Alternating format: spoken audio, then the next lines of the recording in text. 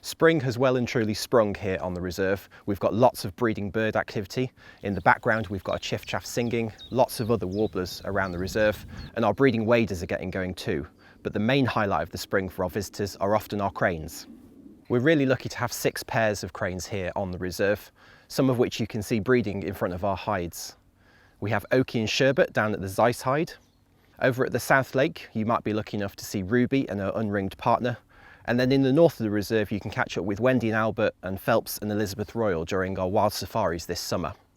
3 of our pairs have been on eggs since early April, and we're hoping our other 3 pairs will follow suit soon and settle down to breed on the reserve. And you can follow the activity of our birds thanks to the colourings on their legs. And those colourings have allowed us to find out much more about these birds in the last few years, including lots of birds swapping partners across the reserve. One of those pairs that have seen a change are Oki and Sherbet. They're currently nesting down in front of the Zeiss hide.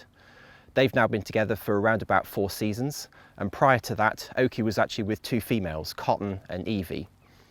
Now Evie is currently paired with a male called Monty, and regular visitors to Slimbridge may remember that in the last few years, Monty was previously paired with Sedge, prior to that with Chip, and prior to that was back with Sedge. So he's had 3 partners in the last 5 years.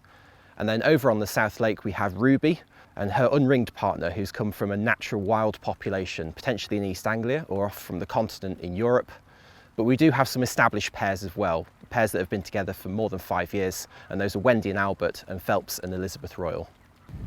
So there's lots of activity going on this spring across the reserve, not just with our cranes, but other breeding birds like our kingfishers too.